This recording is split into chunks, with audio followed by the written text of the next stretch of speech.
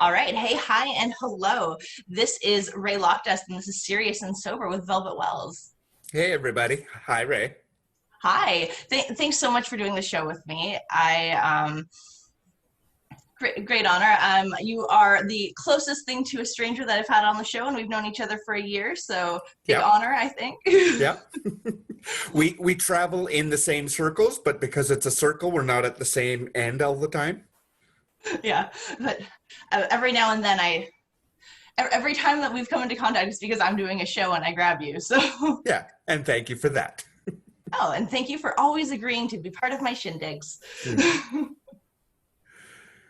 All right, so moving forward, today we are going to be talking about queer representation in the media.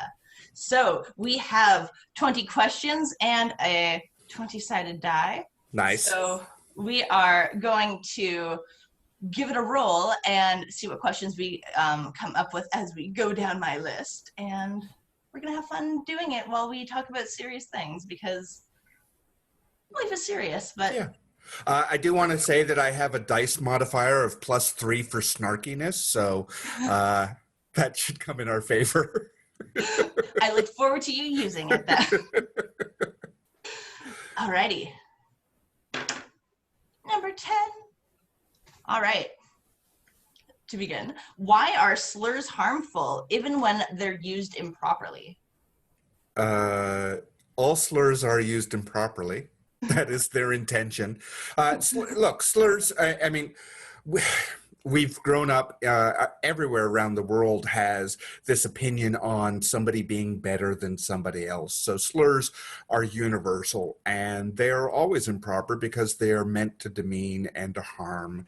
And even if the individual or even if the group has learned to shield themselves, to thicken their skin, to embrace it, to ignore it, to move past it, there is still a harm being caused. So, Mhm. so for me, at least, I think there's the obvious in the moment harm that happens.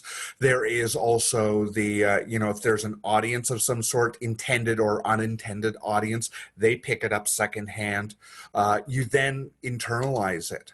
And Absolutely. there are times where you build up in your own mind of this script of A equals X, and you don't mean to, it's not conscious, but you start to use some of this language or some of that energy toward people who bear any similarity to the original victims Mm-hmm. that you've witnessed or been yourself. Yeah. I absolutely agree with you. In my own experience, I was raised in a problematic household, and I had to learn the hard way about a lot of slurs. Hmm. My parents would refer to like friends they don't like as different. I wouldn't say friends they don't like, but like friends they tease, and Yes. they like different derogatory terms. And I, being a kid, would just be like, "Oh, that's what we call this person. That's their name, and we don't like them." And then I would just equate like I hate using any slur, but like the F word. Yep. I would Yep. equate that to my dad's friend Tom, who annoys me a lot. So then I would catch on and continue using it to call it like the kids at school that, and then I was Yeah. told what it meant, and I was like, oh my goodness, oh. Yeah. And Yeah, absolutely. When people say, "Oh, those were different times," well, right now is a different time than a minute ago. Like it's mhm, always a different time. It's not really an excuse, and for me, it always comes down to, yes, own your culpability and your education at the time, and if you have improved from then. It can be something that's historical for you, but it doesn't give you an excuse to let your grandparents who continued to do it, and if you've changed and grown, to not say something or not interrupt that habit that they've formed for themselves. yeah. Uh, I am really not a fan of it was a different time because I grew up through those times and it sucked, and Mhm. also I was just as guilty. Like the story you just gave, I also there was a neighborhood that I lived in. We teased this person for that thing, we teased that person for that thing, and because that was the culture of that neighborhood. It didn't Mhm. make it right. They certainly didn't like how they felt. I realized how they felt. And and so I carried that with me too, of the, well, I don't want to feel this way. I really don't want to feel that way. So yeah, slurs are like, I'm trying to think of if there's ever a time when, you know how sometimes like there's a swear word and you go, oh, it's really satisfying to say fuck. It just Mhm. like it, oh, like that just, there are times, I'm trying to think of if there's a time where it, like the only time I can think where it feels good to demean somebody is when your ego or your pride has been hurt and you want to make them feel bad. Like I can see, Yeah. and I'm not saying that I think that the slur is good. I'm just saying I could see that rationale of the, I am lashing out at you because you lashed out at me. Mhm. Yeah, and that's like it's one of those situations where just because it explains a retaliation doesn't mean it justifies it. Yes. Yep. All right. Yeah, that was a very thorough answer. Thank you so much.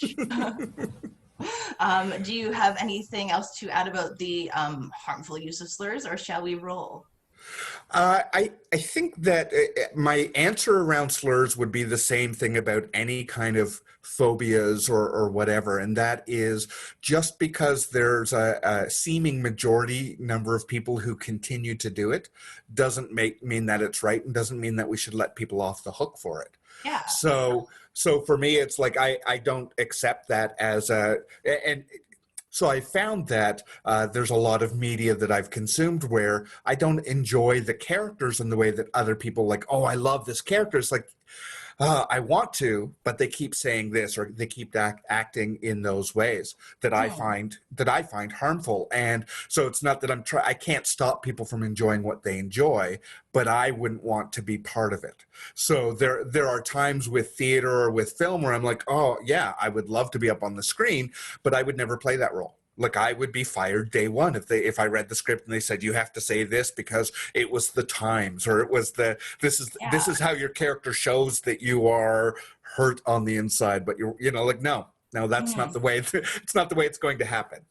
Yeah, an example that I've that I've encountered or discussed with people is you want it's realistic to display a misogynistic character or a homophobic character, and it's just like I get that those people do exist, and I'm all for realistic portrayal of Yeah. life.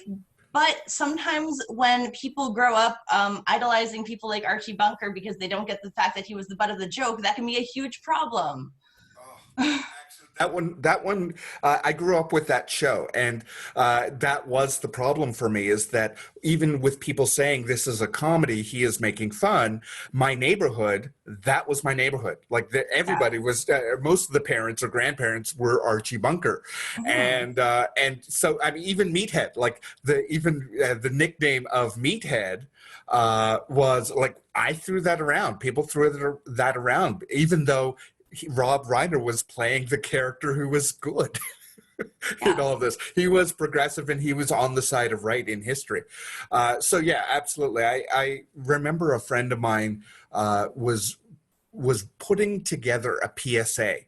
A public service announcement, and was trying to cast friends, and wanted the role was it was around assault or abuse in some way, and had asked if I'd be willing to be part of this. I'm like, I can't. I can't. I mean, I get it. I know that the end result of this piece is towards something good, but even the idea of portraying that kind of character is like that's so far away from where I want to be. Mhm. Yeah, that absolutely makes sense. I have in my days as a woman, I had to take on some. I had to do a problematic role where I was like I was a was a sexual assaulter, and it was something that is just like because that it was the point of the video was to show that women can be abusers, and I thought like it was a good message. So for me, I was comfortable doing something like that because it was out of the norm and it showed a different message. And I think that that is like the difference in well portrayals and like different and the meanings behind those stereotypes that like you're Sure. either following to destroy or getting. Yes. Right. Yeah, I think I hear you. At least I feel like I hear you in that. And I'm not going to say carte blanche. I'm never going to play a character who has multi dimensions to them. And I'm not Mhm. expecting to play perfect, wonderful people like myself. I recognize I have to stretch a little bit. But yeah, I think where your interest and where you get that sense that this is working toward change as opposed to modeling things we don't want to see anymore. Mhm. Yeah. Yeah, it's the kind of I I've been that involvement in that project is something like it's been like 2.5 years and I'm still not sure about it. So I just like that's why I use it as an example because it is definitely like a potentially problematic thing that I was a part of, but I I Yeah, I look, I've made rent money for for a long time. So I understand there are things you can do and you go, okay, well this is, I worked in corporate Canada for a long time, and recognizing that even if they aren't specifically doing something themselves, they are part of a network that supports each other, and not good things happen. And they're on the side of money, not on the side of humans. So we make rent sometimes, and us surviving it is the greater good. yeah, sometimes we have to remember that too. Yep, yeah. Yeah, I was saying that mostly yeah, for me. yeah. And it was a good lesson for all. Yeah. Whew. We're all good. Yeah. All right. Question two slash whatever I roll. Sure. 16. Why is there such an imbalanced power dynamic in the media in regard to like portrayal of like it's all straight romance? Why do you think that we have kind of accepted heteronormity as the norm? I mean, historically, the Christian slash patriarchy slash white bodied supremacy has had the power. And they want to see themselves far more than they care about anybody else seeing themselves. In fact, not showing anybody who is different from the power group is a way of keeping them in their place. Uh, heteronormative relationships really is just one thin slice of what's available out there. So Mm-hmm. the fact that they've had the power, I mean, it's the power of the money that they've used, both the morality of, in terms of the church, the lens through the church, even in America, where the church hasn't had direct power in the same way as it has historically in Europe. It is still a powerful force, and it is, they generate a lot of revenue. So even if they're not saying directly to the networks, this is the way it has to be, they're telling their parishioners, this is how you should be looking at things, and those people are going out and demanding that they see themselves represented. Um, I'm not part of network television. I don't know who's pushing all of the levers in the background, but today I was on Twitter and I saw a tweet talking about the Igbo tribe and how before Christians came into that part of Africa, they had part of their relationship arrangement was they could have a paramour and the partner would know about it, and it was fine. It was fine until the Christians came in and went, "Thou shalt not." And in this tweet, it was talking about this translation of the no more having fun with this relationship, and then the Mm-hmm. biblical change of that thing. So it's not like monogamous straight relationships were all the rage throughout history forever and ever, and nobody ever tried anything else.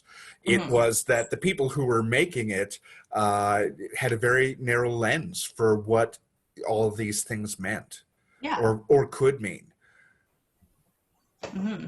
And I want to add just a bit of the history and reasoning behind America being such a big powerhouse in the media. And a lot of that, just because like it's interesting and it's just like kind of a screw those guys kind of thing. um, Basically, it's a combination of the effects of Thomas Edison being Thomas Edison and World War II. So what happened was at the rise of the film industry, Thomas Edison got his hands on a lot of different patents for a lot of different like film not only methods but just the tools themselves. So it just made it almost impossible, or at least extremely expensive, for other people all over the world to make film in the same quality. So that's kind of why Hollywood was able to have that power dynamic and like that big rise. And at the same time, as you have the European film industry trying to grow and match with America, you have the 30s and then inevitably the 40s. And it just kind of, we'll say, distracted Europe from the film industry because they had different things going on. And while all of the action was in like Europe and overseas, you have America who's just back home telling their story about how they're doing everything. And as history and its act, yeah, that's their story. Yeah. Like, well, we know someone who knows someone who was there, so I was basically there. Yeah, yeah. That and Edison. I like how you say Thomas Edison got his hands on patents.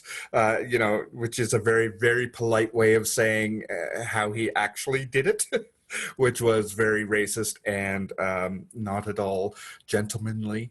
Yeah, Yeah, not a good dude. not at all. No. That's Yeah, history. yeah, And he was allowed. yeah, He was in a position of power, and and that whole idea of being rich and powerful being the American way. There's a lot of forgiveness, or there was a lot of forgiveness, which we now. I mean, it's still happening. But there are a lot more eyeballs, a lot more dissenting eyeballs saying that's not cool. yeah. Definitely is. Like social media has had such a great impact on so many different kinds of movements like that, and Mhm. just bringing awareness, because it's just like how people can send a tweet like, oh, Ellen's secretly mean. Or not secretly mean. Yeah, I absolutely agree. Like social media has democratized it in a way, which is why so many corporations have tried to own it and tried to shape it and shut it down, and because they don't like the fact that their message isn't being believed Mm, as much or as readily as it used to. exactly. Yeah. So, I mean, for me, a lot of those stories of the boy meets girl, girl and boy obviously love each other happily ever is like, I mean, it's trite and it's ham-fisted and it's unnatural, really. Yeah. In most cases, it's usually a not a kidnapping. What is it with adults? It's uh, what's that term when you kidnap an adult? It's entrapment for sure. Kidnap an adult, oh my Yeah, goodness. like there's an official term for when like it's human trafficking also, but that's marriages sometimes. Anyway, Oh. there's a term. Whatever that term, it's like it's there's this power dynamic and there's expectation from society of the you are supposed to and you are supposed to and together you're supposed to and it's hideous often. It's unnecessary in a lot of the narratives. It actually distracts and it sabotages what could be a good narrative by having that romantic aspect to it. Yeah, yeah, I've definitely noticed that, like my whole life where it's just like you're watching something and then all of a sudden the two main characters have to share a kiss at the end, Yeah, and it's just yeah. like, No. like there's no chemistry at all, and it's just like I just had one of those moments where I had like just too many examples pop into my head Oh at once yes. that I Oh wasn't able yes. to verbalize anything. I'm just like, oh, I did like this live action Scooby-Doo movie. Everyone obviously wants Fred and Daphne to get back, like to get together, but like it was so out of nowhere in the movie, No. and that Yeah, was the yeah, very yeah. first time I noticed it. I was just like, oh, why are they kissing? I don't understand, because I was a baby. And my mom was just like, because it's a movie and it has to have romance. And that was the turning point where I started like being more aware of it. And then Yeah. I think that's when I went on like a I hate all romance rampage for a few years. Don't Um, we all? yeah. I remember on Facebook every now and then I'll have one of these. Give me your opinion, kind of throw it out to my friends. And somebody actually brought up the fact that there is a screenwriting 101 that says every movie has to have a romance angle to it, even if that's not the point of the movie. And that has been one of my frustration points with a lot of a lot of the movies, is Mhm. that it, as you say, it's out of nowhere. There is no chemistry built between the characters, or if the characters are supposed to have it, there's no chemistry between the actors. So it just looks like, or the the other classic romance trope is older man, ingenue woman, and she's Mhm. supposed to be into him for any reason. Now, look, I happen to have benefited in some ways in my life, but for the most part, it's in my situation, it wasn't forced. In those situations, it is the plot is saying it, not the characters. Yeah, yeah, definitely. And as like um now, like it was something that I didn't start noticing until I started being like the same age as the people, when I Right. was just like, okay, I don't think I'd go on a date with Jim Carrey at this point in his life. Well, Wait, name well, somebody else, because I think I might. yeah, I was Jim just like, that Jim was a bad Carrey is like example. bad example, horrible example. Harrison Ford. Yeah, I think I'd. uh, There was a point. There was a point where I might have, but now, no, it's okay. He can move on. he's too grumpy. Yeah, yeah, yeah, yeah. So Star Wars was one of the examples for me. The latest Star Wars, where they had Rey and whiny Kenobi. Um, what was his name? Kylo Ren.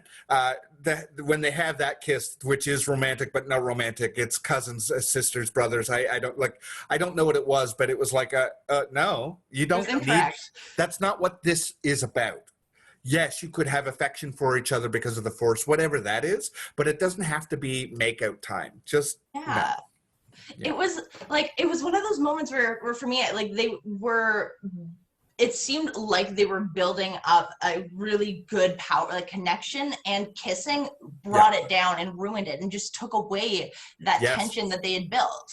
Yes. And it's just like it's one of those situations where creators need to give their audience more credit to be able to notice that there's Yeah. a connection without visibly being like, see.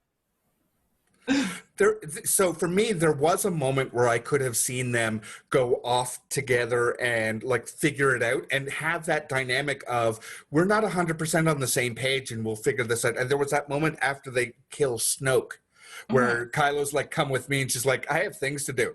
And if the writers had written it in a way that, okay, we'll figure it out on the way, like we'll do your thing and then we can do my thing. Well, maybe we won't, like that could be Yes. what that romantic tension is. Like we just never get to Kylo's thing because it's dorky, and like leave it for like she has much better planning strategy than he does. So I would have watched that movie. I would have Yeah. watched them figure out what this means between them when it's no longer forced by a third party, especially Forced a by creepy old dude. Like he it. literally made this happen. So I would have been okay with that narrative. And if that had Yeah. turned to have some rom-com elements to it, that would have been okay. That would not have been forced, honestly. It would, as much as it's about the force. I just keep hearing the pun in my head. So that, to me, that was okay. But because they decided not to write that movie, they made choices. To have that moment at the very end was like, no, But you totally missed that moment. Like Yeah. that's gone.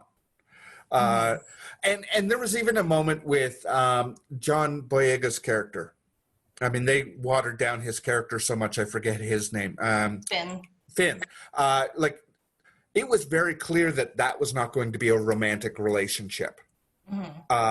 And I was okay with that. To me, that was like, oh, good. You've learned this lesson of stop trying to make the protagonists into lovers. Great. Hmm. Let's see them be best friends. I'm on board, 100%. They hook up some night because they're feeling good. Perfect, fine. But they don't have to. That's okay.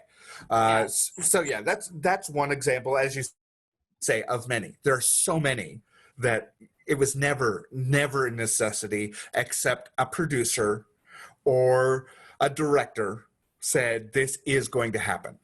Yeah.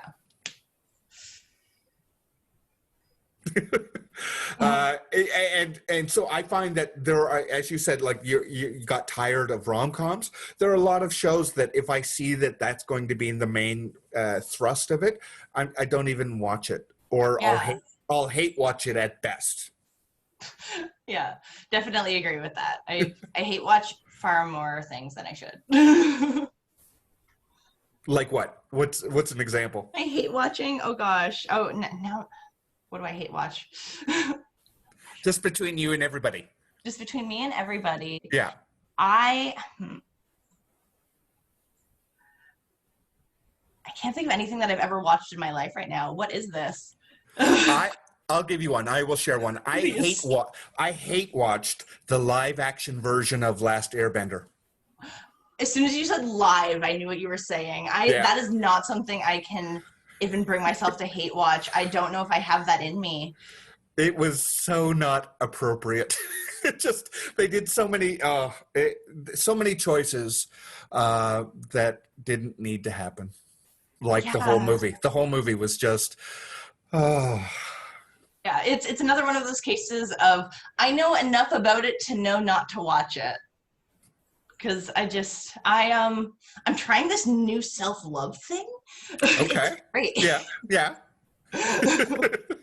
So I watch it. My partner and I watch a lot of things together. There are things that we watch separately, but there are also times when they will say, "I don't want to watch that. Go ahead," or I'll say, "I don't want to watch that. Go ahead." So this one night, I was trying to find something that I couldn't remember the entire list. I was trying to find something that I knew was on neither of our want to watch list, and that was it. That was the only one that when I scrolled through, I'm like, okay, oh, here we go. This is Yeah, it's I guess that's a good reason. I had someone I met on Tinder. I was talking to her and it was my roommates were rewatching the series and I just like mentioned that as like conversation. And she mentioned catching the movie on a plane and loving it, and I knew it wasn't going to work out. Yeah, no, that's yeah. I like when people self-select out of your life. Yeah. I just like it was just like it was one of those things where like we were getting along so well, and then as soon as she said that, I was just like any connection to you as a person is gone, and I'm like I Yeah, don't know if I'm sorry. yeah, and that's okay. It's like that you were practicing self-love. Good for you. Exactly. These new standards I have are shiny, and I love them. All right. Shall we continue? Unless you want to share a hated thing that you watched, we Oh can move yeah. on. Okay, so I hate watch like competition reality TV because I don't it's like an example is the oh gosh, it's a makeup one, Face Off. No, not Face Off, the other one, the body paint one. That's on Netflix. Skin Wars. Skin Wars, yes. So I Yeah. hate watched that one. It's like I don't have the capacity for reality TV. Because it's just like I just want to watch people make art, and I'm into that. So I would watch it and just like wait for the drama to subside and just be like, Yes. oh no, this guy's being rude to this other person for her technique because he doesn't think that it's a good technique. I agree with her technique, so I just feel stupid or like Right. Yeah. Yeah. Yeah. it's just it was just stuff like that. So oh gosh, I guess I don't hate. I guess I don't hate watch things as much as I thought when I said that. Now that I'm thinking about it, Hmm. So just I reality watched TV Skin catches my. Wars. Yeah. Now we're going to have a little bit of an internet fight because I watched Skin Wars and I enjoyed it, Okay. but I was actually similar reasons why I was skipping through part of it is what you just mentioned is I recognize how much of that drama is manufactured and how Yeah. much it doesn't matter to getting to see the art at the end of it. So there came a point in it where I just started to fast forward. I would listen to what the challenge of at the beginning, and then I just fast forward to the point where they actually get to show off what they're doing. Yeah. And look, there were some pieces that I did not agree with, and I thought they should have been voted off 2 shows ago. But there are other pieces where I go, "Oh, that's actually real." Like that, I can't do any of it. This is not based on any like. Well, in my experience as a body painter, it was just personally just consuming it. Yeah. So I was getting into the competition from that perspective, but not from the interpersonal. I found it to be hyped up. It's hyper real, and if it's Hmm. supposed to be a real people competition, then let them be real. And let them like I had no problem when they would show moments when people were frustrated with themselves or the materials like that. That's real life. I get that part of it. Yeah. But when, as you say, when you turn to somebody and go, well, I don't think that they should be using so much gray, and really it's because of something that they screwed up that they don't want to own to. Yeah. It's like, okay, whatever, be quiet. Yeah, for that I find it like almost exhausting, which is probably why like I've never entered into any makeup competitions just Hmm. because like well, I have anxiety. Yeah, So I think I yeah. watch it and I like and because like I'm just like such an empath that I put myself in that situation and I'm just like I would oh gosh that man would have made me cry in this moment. Yeah, yeah. So I was talking about Skin Wars today with my eldest kid, and we were talking about specifically about the empathy of it, and also the like the whole idea of negative reinforcement Mhm. as encouragement is very much it's a North American perspective on how to get people to pull themselves up by their bootstraps and do the hard things. Like, you know what? But you could just say something nice. Like literally, just say one nice thing. Come on. Absolutely. It's like critiques are fine, but it's all in how you phrase them. Like saying like, "Oh, your line work is garbage," or maybe try a different brush, or like a Yeah, yeah, yeah. suggestion or something. Like, "Oh, I Yes. noticed you struggled a bit here." Like just Yeah. don't like my this Well, is my yeah. general rule of life. This is how I get through on a day-to-day thing. It's very complex philosophy. It is don't be a dick. Oh, yeah. So how does one go ahead do that? That sounds like that doesn't work in this society. This is Old. don't be a what? Well, you see, whenever I'm about to do something, I stop and I take a moment and I think to myself, would this have a negative impact on someone else? And could I be perceived as a dick? A dick. Hmm. If the I answer is think yes, I'm yeah. going to maybe alter my alter my action. Don't I think you've just answered the first question about is there an appropriate time for a slur? It's like, be a dick. hey, you're being a dick, so just stop that. Yeah, there we go. Yeah. Yeah. See, and that's why it's good to have repetitive themes because sometimes you come back to the answers as you go through. Yeah. I planned it. I knew what I was We doing. were going there, yeah. Yeah, it's all coming. Has there been a romance? So I have an answer for myself, so I'll go first if you want. But Okay. has there been a heteronormative romance where you go, you know what, I actually kind of like that one? Hmm. A heteronormative romance that I liked.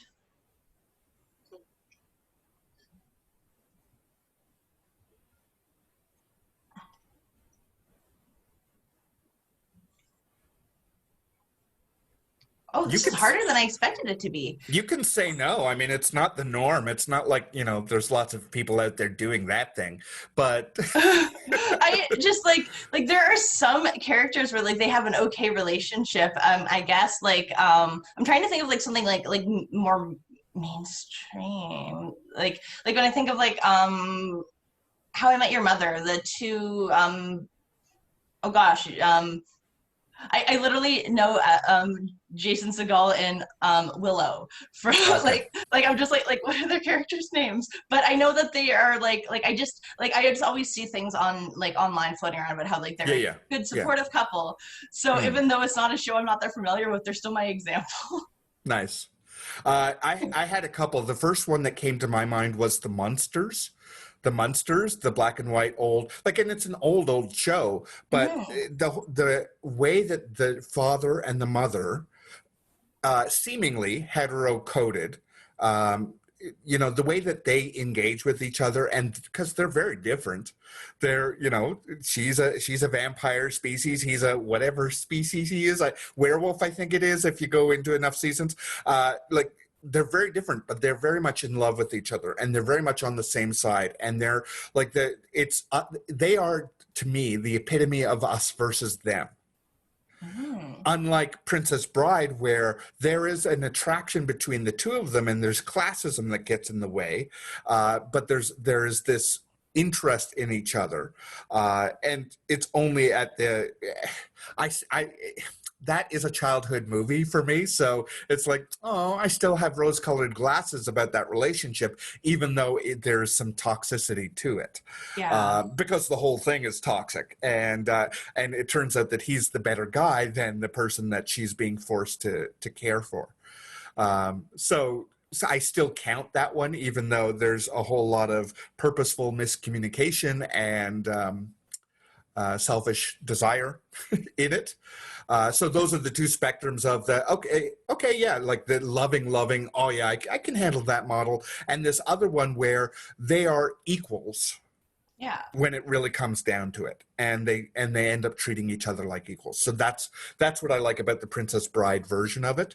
Hmm. um and I will say about that not Friends, How I Met Your Mother. So that's a show that, oh, I have so many problems with that. I agree with you, but it's a begrudging I agree with you, because I dislike the show. So it's like, oh Yeah. yeah, you're right, they are lovey-dovey and they're on each other's side, and they're okay, they're awesome. Yeah, it's like I've watched like random episodes of the show because I had an ex that was really into it and would just like it was like her comfort show. Yeah. So I would catch episodes every now and then, but I was not a fan of it because oh good golly, it's I don't It's think it likes women. No, no, no. It's not a show for you or I or anybody who likes women. Yeah. Yeah, yeah. So let's move. I mean, speak of hate watching. That's one that I definitely hate watch. So I didn't watch every single episode, but I've seen far more than I ever need to see again. Yeah, that's a fair. That's fair. So what? I suppose I hate watched that too then because I would watch it with my girlfriend and I would hate it. Yeah, definitely counts. I hope she's watching and she knows. Yeah. Spoiler alert. All right, rolling along. Yeah. Oh,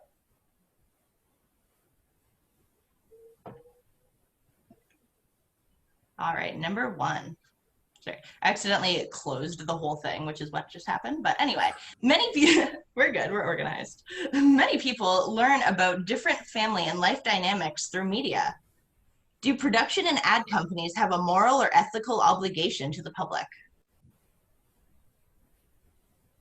So the answer is no, because corporations aren't people, and therefore it's impossible for them to have a morality. However, they are run by people, and they know that they are broadcasting to people. Mhm. So for me personally, I very much judge those corporations, those outlets that are gearing things towards continuing the hate of any group or intersection of groups. So for me, I definitely, like, I don't watch Disney, with the exception now of the Star Wars franchise, because of their deep, troubling history, and I also don't like women, and anybody who isn't white. So, they may be getting better now that they are a multinational threat to the world, but I haven't I haven't seen it yet. So I have definite opinions Mm-hmm. on those things, but at the same time I recognize that it's not going to change. Yeah. They are so much more massively powerful and influential than what I happen to say here tonight. Um, but I mean, my heart to heart is absolutely they should be called to the carpet for continuing to portray in negative fashion the way they do. Mm-hmm. That was very well said. I completely agree. Yeah, it's like, it's in a perfect world, they could be held accountable for the messages that they are like sending out, and and the negative impact that is undeniably being had. Yeah. But well, By I, who? Like yeah, I just who's by me. right? Well, good. Thank you for standing up, and now we'll throw money at the situation, and you know what I mean. Like it's Yeah. it I think so that is my belief. It is my belief that at this point in time, it is not happening in with the speed that I believe that it should have. I honestly Mhm. believe a lot of this should have been solved back in the 70s, Yeah. that it is still not being solved, that people are still going, well, it's a big ship, so we have to learn how to navigate it. And it's like, you've had a lot of time to figure out how to work a ship. So I am impatient for these changes. Yeah. However, we do see how protests, how revolutions do impact a change with time, right? Mhm. It does take time to win a populace over to a new perspective. So there are individuals within any corporation, as it could be the worst corporation in the world. There are good people there who are trying to make the change from the inside. Um, what I have learned, I used to be one of those people, or I thought I was one of those people. What I have learned is that the whole changing something from the inside, you have to be the right person, and that right person isn't based on your own opinion. It is you have the right look, you have the right influence, you speak to the right people, and that combination changes depending on the corporation. But so I do believe, even in Disney, that there are those people who are they are fighting inch by inch or centimeter by centimeter for those changes, and it would be unfair to overlook their efforts. Yeah. Yeah.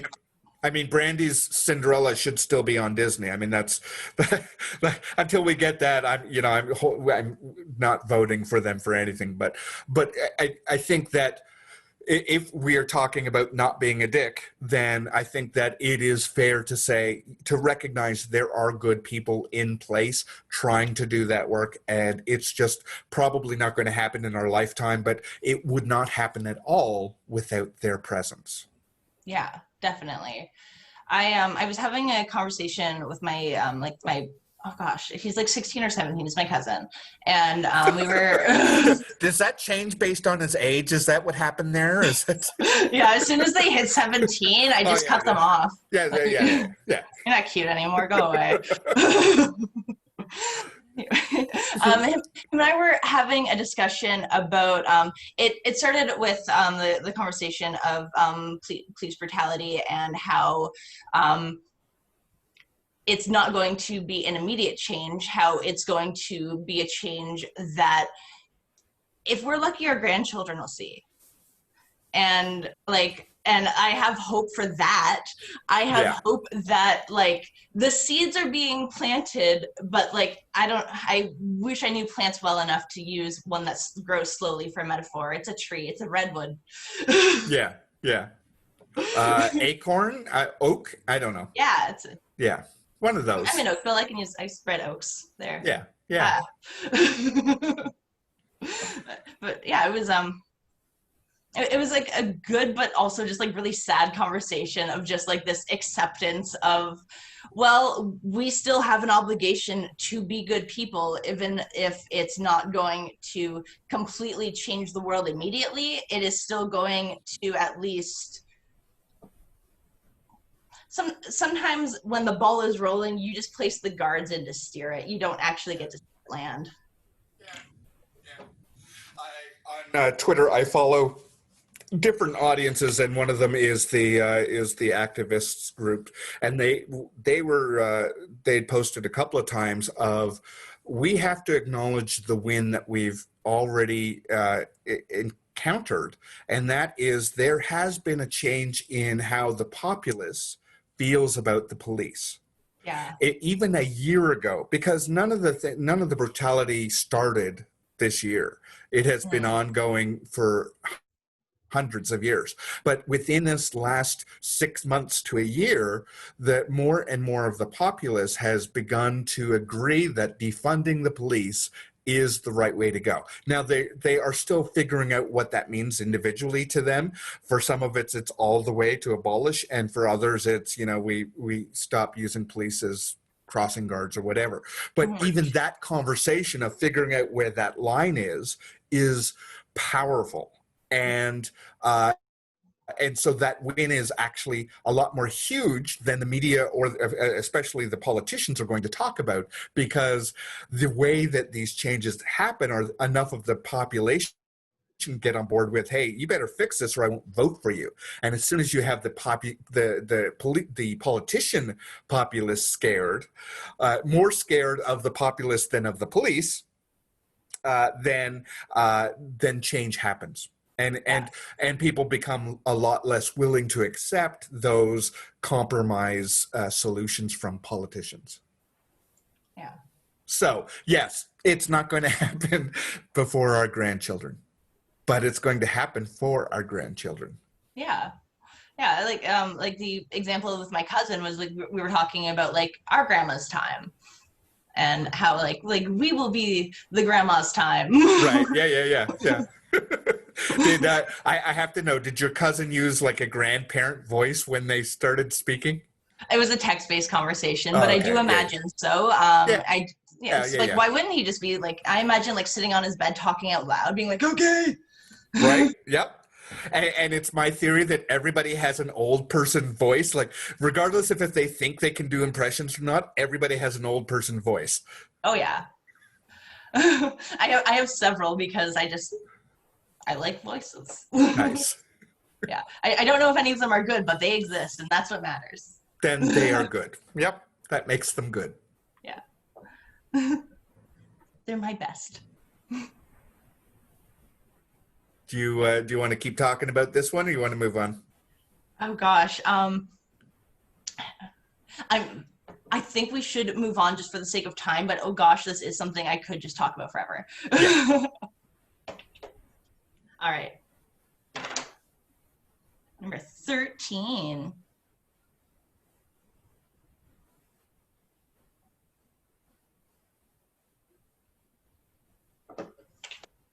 Often having a queer identity can have an impact on your social value. Do you feel that there is a way to work with this? Is that clear, or do you need me to reword that a bit? Yeah, I wouldn't mind if you reword it, because It is a weird question. well, I get the kernel of what you're asking, I think, but having to reword it would help. Okay. The I guess a simpler way to phrase it would be, sometimes being a queer identifying person sucks. What are some and it can have a big impact on like your social status. Mm. Aside from like applying to jobs that are looking for marginalized people, like what are, I guess, some um I guess I'm looking for some self-care tips for when the world gets you down. So I was closeted through most of my life, and that was partially internalized and partially like the messages that were given to me from every component or every aspect of society. Like it was definitely in the media, it was definitely in my neighborhood, it was at work, it was everywhere. Even places that say we want you to bring your whole self, they say that that's their policy, but it's not how people actually engage in the workplace or in the community. So for me, I think this, for me, finding like-minded people was the greatest act of self-care that I could do. To know that Mhm. I had a relatively safe place, because safe places don't actually exist as long as another human is around, I find, because we're all working on our own traumas and our own, whatever those, there are safer places. There's no absolute safe place. But finding those safer places and those safer humans makes it easier for you to be true to who you are in whatever way that is. Mhm. So I found the more different places that I had where that was true. So I had a little bit of it in the comedy community. I had a little bit in my social media community. I had it in my life. As soon as I had those as anchor points, it made it easier when one of those places let me down a little bit, or they weren't as protective as I thought that they might be, or they weren't available for Mhm. some reason. I still had another place that I could land and still be true to who I was, even if I'm bruised and feeling down and need some refresh time. Yeah. So that for me is and as a result of having those different places that I could find that, it made it easier for me to truly be that for some other people. And again, I'm working through stuff, so I'm not that person for everybody. And I acknowledge that as much as I'd love to hug the world and heal the world, uh, my stuff sometimes triggers other people's stuff. So I think letting myself off the hook about that too is that sometimes I'm not the safe harbor that I would like to be. Uh, but knowing that we can all, by centimeters and inches, offer that for each other when we can, and being the other part of it is being open to accept it. When somebody says, here, you can land here, actually it being able to accept that offer from them and not letting all of the wounds from society keep the wall between us. Yeah, absolutely. That was a whole lot. I'm sorry. I probably could have put periods in there, taken a breath. That's okay. Honestly, I love that answer. It was very real. I find the fewer pauses, the more truth. So it's all good. um, yeah, I loved that. I keep agreeing with you. It's great. Yes. Yeah. I definitely have things to say. Sorry, Yeah, I'm, yeah. I'm reading the questions off my phone, and I just got like 4 notifications. And even though I'm not reading them, the fact that they were there totally threw my mindset off. And Yes. Yeah. I have my phone near me, and it has been everything not to even touch it. So I completely understand. yeah, I just like oh, what does my roommate want? uh, anyway, so to catch me back up. What was the last thing you said? Just so I will probably have a response. I'm sorry. Sorry. Um, Oh, did we cut out a bit? yeah, we cut out a little bit. Okay. Just to get back on track, can you just repeat the last thing you said? The last thing I said is I recognize that I may not always be a safe harbor for everyone, but centimeter by centimeter and inch by inch, I think if we're all progressing toward being better with each other, then we be more points of contact and healing. Yeah, absolutely. And that is thank you so much for repeating that. That is a lesson that I have, like, I've had to learn the hard way a few times, because I'm a very empathetic person, and I have this need to help absolutely everyone. And sometimes, I've reached out to people and learned that, oh gosh, I'm not doing this the right way, because it's someone that, like, I'll make an assumption, like, I'll use a nameless example of, like, I saw someone do a reach out post on Facebook of someone that I didn't know that well, but it looked familiar to me. So I thought that they were in a similar mindset of, like, people that I've helped and talked to before. So I reached out, and again, like, it's someone I don't know that well. So I just kind of like, where are you? Are you safe? Because, like, I'm trained in mental health Right. first aid. Like, I know, like, the proper things to say. So I'm asking them all the questions, making sure that they're safe. And we start talking about like what is happening that's triggering them, and how I can try and get them help. And it was one of those situations where they weren't accepting of it, because it was just like, okay, like, what can we do to get you to the next point, because you seem like you are in a dangerous crisis, and I want you to make it out of it. And it just turned into a conversation that it turned out I wasn't ready for, because for me, I was like just coming out of the mental health first aid course being like, I'm going to change the world. This person needs me. I vigilanted myself into a situation that I didn't know enough about, and I ended up just upsetting the person more. Right. And I feel so guilty about this, because, like, to this day, this person does not like me. Yeah. And it's just because, like, in my comforting, like, it was someone who was having trouble with performing, but they wanted to still create. So I suggested, why don't you focus on writing? And they misinterpreted that as me telling them to stop performing. Yes. And I was just like, that is totally not what I meant, and I'm so sorry. So, like, I totally understand why they're upset, and I'm like, I would be too. And it's just like so now it's just become a lesson for me, I suppose. I want to let you know that these smiles and laughs are completely of recognition, and I have empathy for you, and I have learned. I can't say I've learned those lessons. I am continuing to learn that lesson, that being helpful or wanting to be helpful is not the same as helping. Yeah. So I hear you.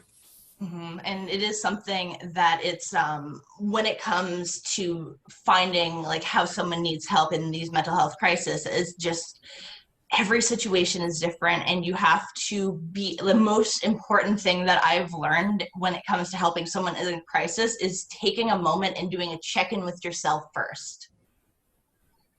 Yeah. Because it's put your mask on first. If you're talking to someone and you're not able to hold yourself rationally, if you're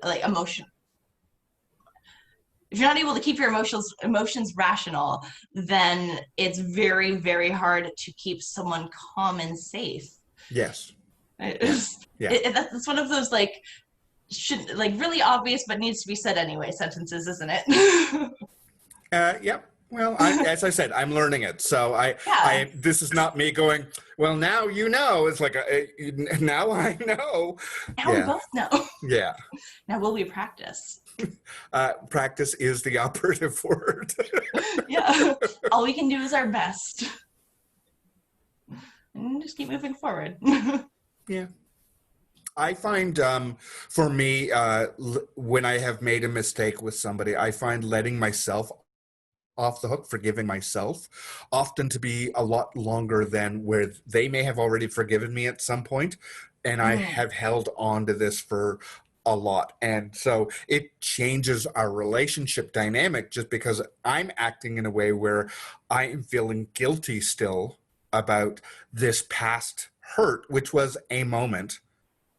And I'm not trying to minimize any of it, but I recognize I've held on past the time, and I've not done that check-in for myself. Yeah, check-ins are so important, and ever since ever since I started getting into the habit of doing them more, I've been noticing a big difference in my own mental health, which is just an amazing bonus. And I recommend everyone watching to do more practicing of that, because recommended.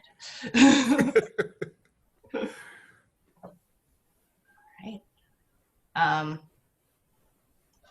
do you feel that we have covered and answered that question thoroughly, and or do you have any more comments or expansions?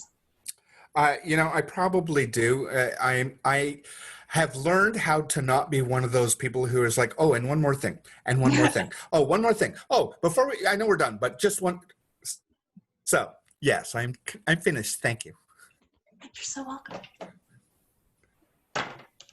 So one more thing. No. Oh, we got a nat 20. Nice, Okay. nice. That means we get some treasure. Mhm. Alrighty. Should should escapism, media, and comedy be able to get political? So the answer is yes, because should is a horrible word. But yeah, I think that there is a time and space for every single combination of those things. There are times when politics is naturally comedic. There are times when comedy is naturally political. So I think that you need those. I also think there are times when it is a distraction, and that's all it is, and that's all it needs to be.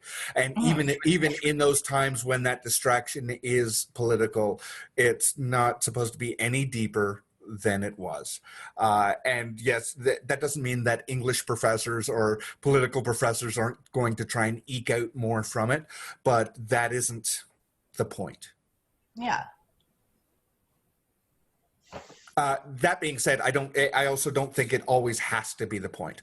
I don't Mhm. think that every single joke or pun that somebody makes has to reference back to Eisenhower or whatever, or Trudeau or whoever. I think that it is okay to let things stay in their own lane sometimes, Mhm.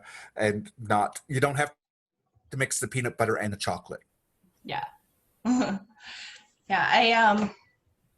I like that perspective. I guess like for me, it's just comedy, especially, is a reflection of our reality. It is kind of like it's playing with the absurdity of reality, and and it's just it doesn't make sense to ignore politics in that with that in mind. And I do know like for some people they want the simple escape, and that's absolutely valid, and it's and you're allowed to listen to jokes or tell jokes about your mom as long as it's loving.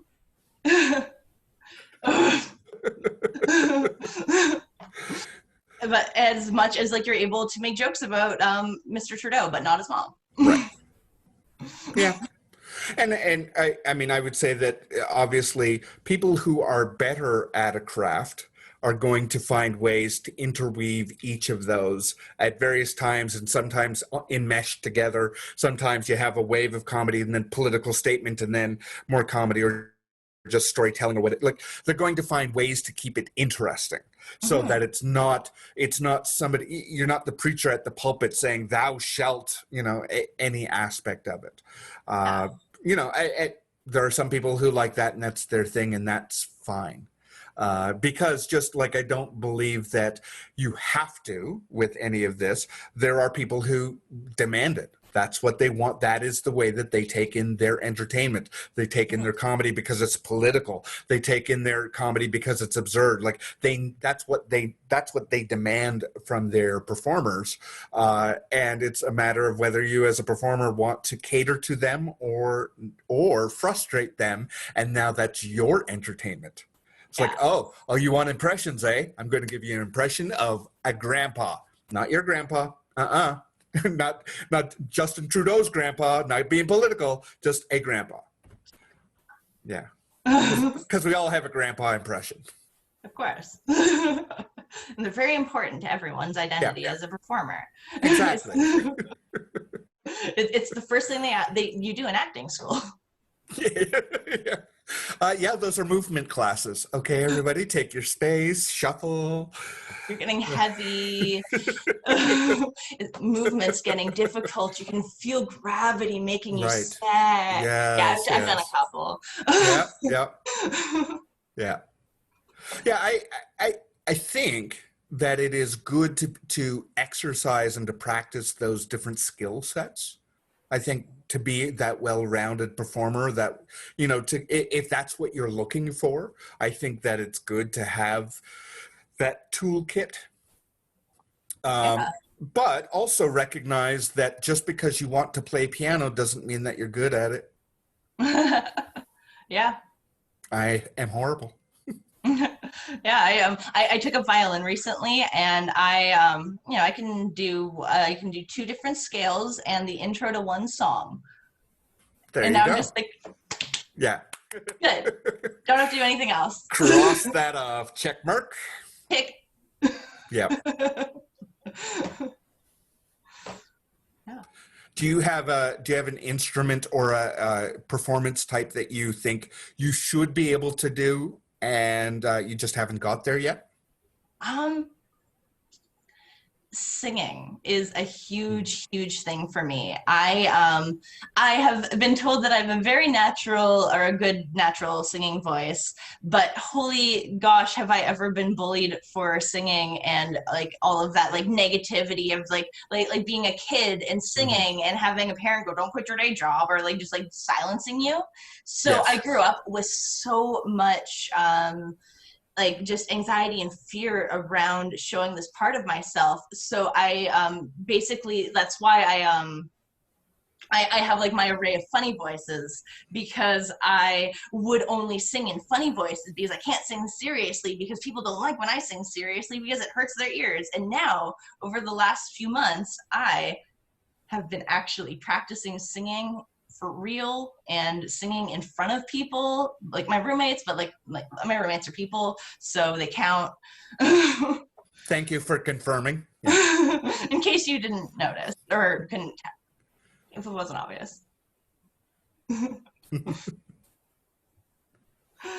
Yeah. Good. I'm glad that you're finding an avenue for yourself to heal some of that past pain to do the thing that you like.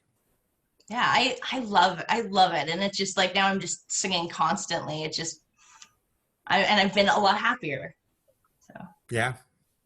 Good. Then you should. You should combine your love of comedy with your love of singing and not let anybody stop you. yeah, I would love to get into more, like, as I've been writing song parodies like since I knew that that was a thing that you could do, but I've never shared them. But Mm. a good friend of mine is like a serious musician, and I may have offered, and she's a violinist, so I may have offered to do a parody album of her songs.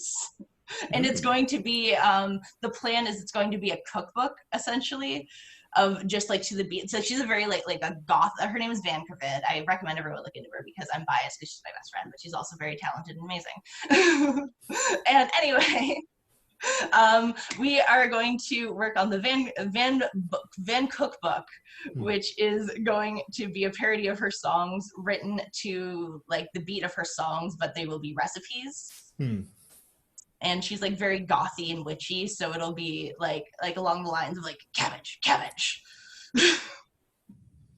And I have no idea if this is either going to be the best or worst thing that I have made, and I'm excited because it will be my beginning into it's my first project of music aside from a song I wrote about my cat. Good. Good for you. Congratulations. Thank you.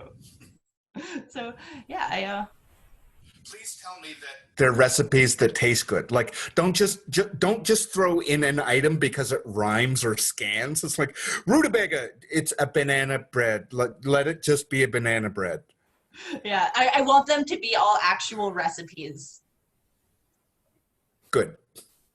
Yeah, so I'm hoping it's as great as I'm expecting, and I'm optimistic about it, so it will at least be a good adventure. And it will be an opportunity for you to connect with each other and to Mhm. collaborate.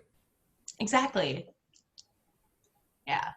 Yeah, she hosted the show that I did my first like long stand-up show. I did a 40-minute set like a year ago, and my parents were there. It was their first time like seeing me perform, so I just made fun of them for most of it.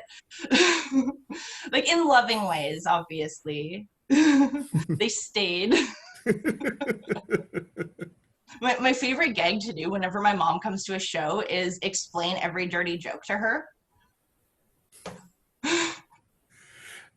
Are you in denial about your mother having told dirty jokes at some point? I learned so many to her or from her. Oh my goodness. Like, it's just it's my family has this thing because I was always like the good kid, the innocent one. Hmm. So I just like decided to hide my sexy nature because I didn't want anyone to ruin the image. So then as I grew up and I started like actually openly making my dirty jokes, and everyone was just like, oh, you, it's funny, but not when you say it. And I'm just like, okay, but I'm hilarious though. So it's like that kind of dynamic where like to an audience, it's just like, oh, making a joke to my mom, but to my mom, it's just Nice. yeah.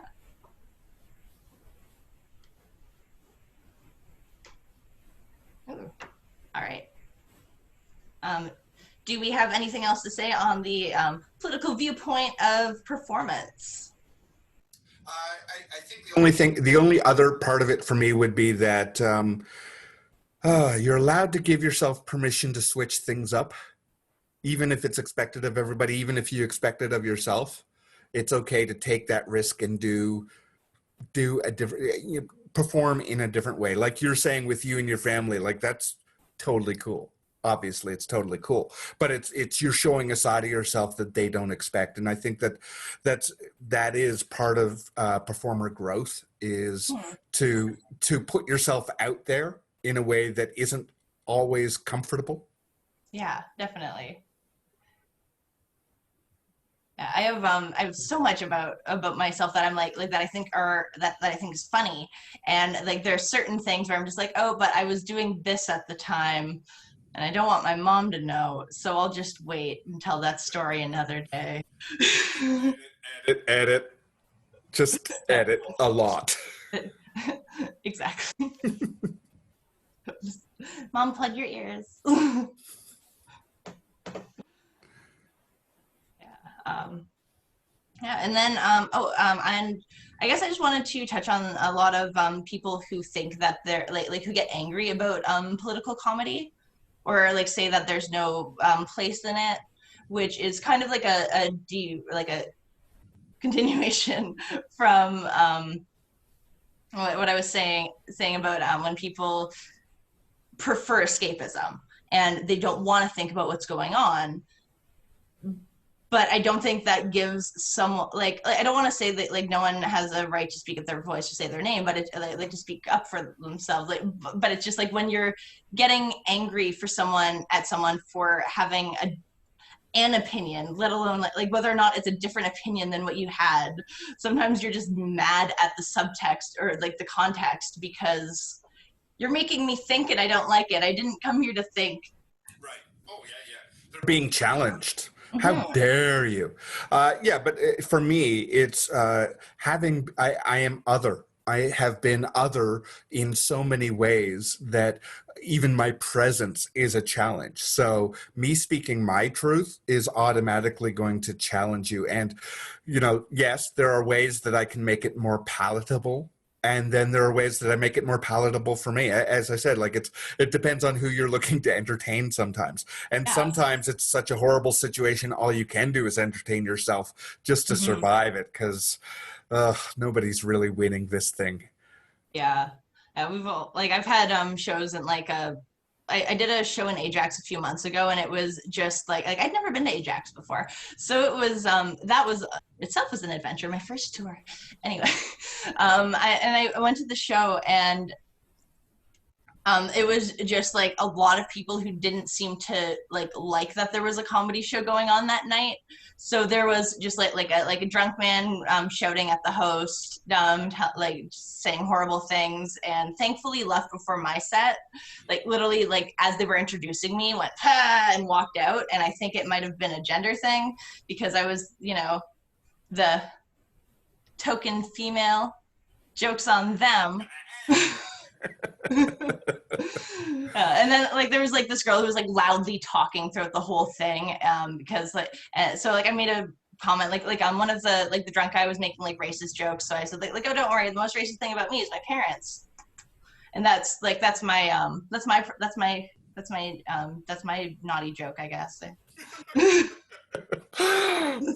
It's true.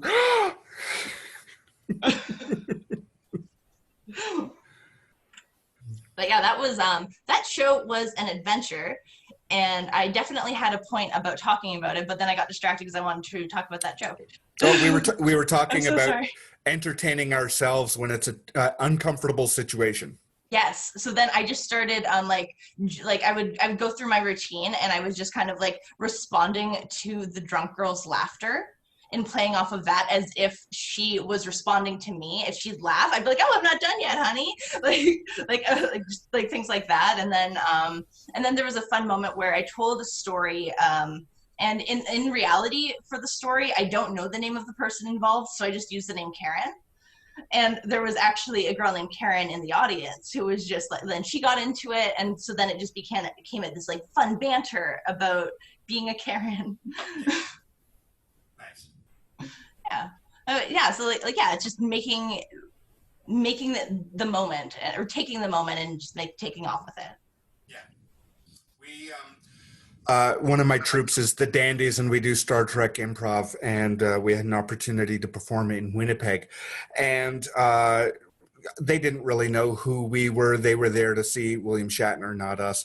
But we were opening, and we had this full crowd of people. And you know, you get suggestions for to begin things from time to time. So we got the suggestion of Donald Trump, which is kind of my worst nightmare. But you know, it's a sold out crowd, and you know, they're all piling on. Yeah, this is a great suggestion as far as they're concerned. And I was like, okay, so I know I'm already going to be not on the positive side of this thing, but I realized I should check in with them. So I did okay, so I'm going to just ask one more question, and you can answer as honestly as you can. I just need to know this. Are y'all pro-Trump or anti-Trump? Because I think if it's pro-Trump and we start doing anti stuff, I may not live. And, you know, I mean, I'll do it, but, you know, it's my last show ever. So so I had to ask that question, and they all just like were very, very vocal about being anti. So I knew that we could really lean into it that way. Yeah. But there was that moment where, like, when we got the suggestion, all of us on stage were kind of looking at each other like, you know, there's that. I remember like the Blues Brothers, where they have the chicken wire and people are throwing beer bottles at them because they're trying to play blues music instead of, you know, they only like the one song. I forget the song, but like that's the only thing Rawhide.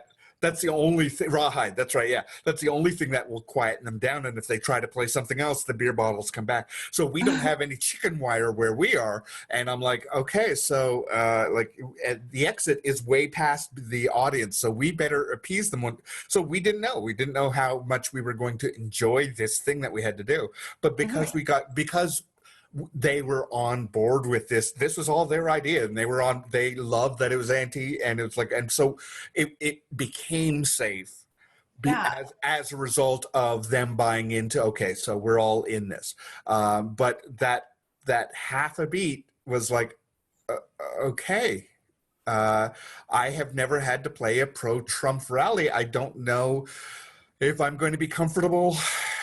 You know, like, how professional do I end up being, or Yeah. how do I, like, how quiet do I have to be safe? Yeah. Yeah. I've been in situations like that on in improv myself. I used to be like very active in improv, and I stepped away from it after I had a really bad experience on stage where someone like grabbed my chest and stuck their face in it. And I went, that was inappropriate, and I felt uncomfortable. That was a personal line for me. And the person who was in charge of the group said, I think that you're making a really big deal out of this, and you're really ruining the fun for everyone else. I am sorry both that it happened and that was the response, Yeah. because So that's not cool. no, and it was just that whole group had a lot of issues. Like the reason I like started thinking about it was someone did, I don't remember what the suggestion was, but immediately jumped into a Nazi rally. And it was just like two people walked out, and we got kicked out of the venue. Like we weren't allowed to perform there anymore, because also in that show they did a lot of like really bad accents and stuff. And then it was the following show that the story I just told happened, so I was just like, I'm not that upset that I'm missing out on this opportunity. And I just like, I'm good. Yep, yep. Yeah, a lot of people abuse yes Yeah. and that is not just here in Toronto. It's all around the world. There's a lot of people who take that as, uh, yeah. I'm sorry. Well, thank you. Um, yeah, it's a thing that happened, and it is it's the reason that I've been getting into stand up. So it brought me on a different path. And even though it's like, and I do, I'll probably get back into improv one day. It's been a few years, so it's still something that like has such a huge impact on my life. Like improv is Oh, everywhere, and yeah. I love it. Like I am very open with, like, I was, when I first started taking improv classes, I was very depressed, and I was just not in a good place. And I was like trying to reconnect with where I was like when I was in high school, and I was less sad, and I was like part of the theater program. So I took the first thing that came up when I typed in acting class Toronto. So I studied improv 101 at the Impatient Theater, and I was so shy. I only participated in things that like were mandatory, like where it was like, okay, everyone's gonna get a chance to do this. I never volunteered. I didn't speak to anyone, and I loved it so much. Afterwards, someone who I'm still friends with him on Facebook. He messaged me just being like, everything that you ever did I loved, please take the next class. I want to, I like, just like this huge message about how wonderful I was. And I just like, I had never received a compliment about my acting before, because like I just didn't grow up in that supportive of an environment. Like the closest before that was I had my drama teacher in grade 9 said, you should take grade 10 drama. And so receiving this message complimenting my improv ability that I didn't even know I had set me on this path of just like, maybe I can do something, maybe I'm not who I like what I thought. Then I started being able like to open up, and it completely just, I love improv so much. So that is another. I'm going to apologize again, because the fact that you'd had this happen, you were assaulted, and it was not disciplined, has kept you away from something that you love so much. Like that is the shame, and that you're being punished for it happening to you, as opposed to the person who did it. Yeah. I on your time, obviously, I do hope that you find a way in a group that allows you back to it, because I also feel great joy improvising, and I had my own hurt around it, and I had to heal some of that and wait for some of those people to leave for my own stuff. So I know what it's like to live without that thing that you love. Mm-hmm. Thank you. You're welcome. I Yeah, had yeah, an emotion. it's good. So, in this particular thing, I hope that I am a safe enough harbor for it. Thank you for sharing. I'm sorry that it's a crummy thing. I will tell you that I knew of you, even though we hadn't met yet. I knew of you. Somebody had actually said, "Oh, they used to do improv with Impatient." So that's as much as I knew of you. I didn't know about that situation. So I knew a little bit of your history before we did that stand-up show at your place, but that was it. Okay. So to hear why you were no longer with, and the fact that this person didn't disclose that, I don't know if it's because they weren't there at the time, or that for them it wasn't the big deal that it is. Oh, so the instance happened with in Aurelia Improv, which Oh, okay. is so it was not through the Impatient Theater. Oh, okay. Okay. Yeah, the Impatient Theater actually it closed down like a month after I moved out of Toronto. So like I guess I was holding it together. Good for you. Uh, Congratulations. Yeah. I Yeah. feel kind of guilty. I came back just shortly before Impatient officially closed its doors. So while I knew some people from who were part of that group, I had come in just before, or I started watching Catch 23 when it was at the at the Clintons Okay. bar in the back room. So that was my reintroduction back into the Toronto community. But it wasn't until it had moved to Comedy Bar that I started to appear more regularly. Oh, okay. So there's a little bit of crossover in our timelines, but Yeah, it's yeah, the same circles, circle. same circle. Yeah. Interesting. Yeah. That was it was a very good discussion, and I'm glad we had that. And I do feel safe talking to you about that too. So thank you for being that person. Shall we continue? Yeah, let's do it. All right. I do have a question, and this is not out of any regard except for I'm just curious about how many more questions do we get to do, or are we doing all 20? Usually I do like to do all 20, but if Cool. you Nope, are nope, okay, nope. okay. That answers it. Yep. All right. I wasn't sure if the dice roll was to limit, like we do 10 of 20 or we do however. If we're doing all of them and it's just randomized order, that's very cool to me too. Yeah, that is the plan. So Great. Let's go. all right.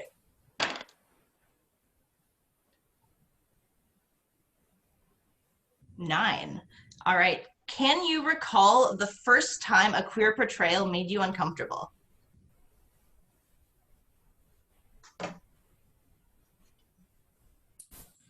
I used to watch a lot of movies with my mom, and my mom has passed, so I can't ask her. The opportunity to ask her questions about things has long passed. But one of the movies that we watched was Kiss of the Spider Woman. No, I watched it by myself, but we had a conversation about it.